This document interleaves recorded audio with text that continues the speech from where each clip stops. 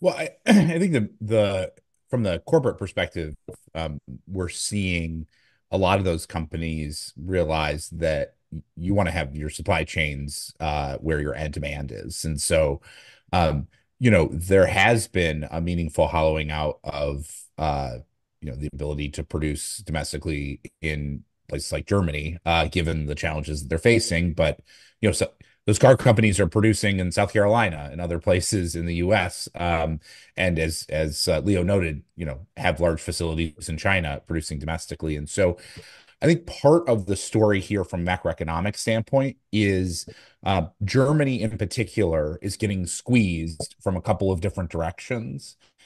And at the same time, it doesn't matter, which I know is a bit of a bold thing to say, but even in the European context, Germany is, many people will point to Germany and say, well, Germany is slowing down, is experiencing very weak economic conditions, and challenging employment conditions and things like that. But when you look at the Eurozone bloc as a whole, what you see is actually, unemployment is at, secular lows. And that's because places, stronger growth in the South, is overwhelming the weakness in Germany. And so I think actually one of the challenges that's going on right now is that Germany's feeling the pain, but also doesn't matter enough to drag down, the rest of Europe. Um, I'll be honest, that's uh, pretty stunning to hear that Germany doesn't matter. I mean, I think it's a great assessment, but I think given the traditional role that Germany has had economically, politically, financially, and I assume that maybe part of that is these kind of middle-sized companies where the leadership is retiring and they're selling to somebody or they're closing. So are we seeing that? Because I know that Singapore and China and Taiwan and other places had this strategy of buying those middle income companies and basically hollowing them out, and or not middle income, middle sized companies, and hollowing them out and moving them to Asia. Has that been successful as far as you can tell? And has that been a component of Germany's kind of lack of, say, the fact that they matter or not?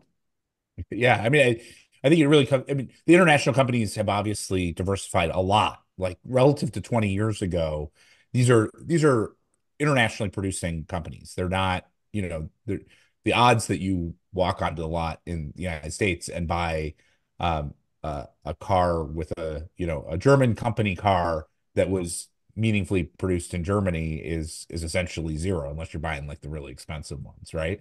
If you're buying any sort of line car, it's produced in Mexico, it's produced in the U.S. South, it's produced, it's basically it's not a German car. It's Right. a German company's car, not a German brand. German brand.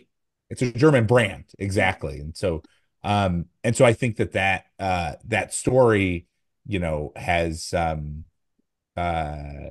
is the big story of what's going Right. on, and lots of different ways in which the intellectual property has been sort of taken out of Germany, so it doesn't matter so much, as well as the manufacturing capacity. So there really is a problem. There's a challenging problem there.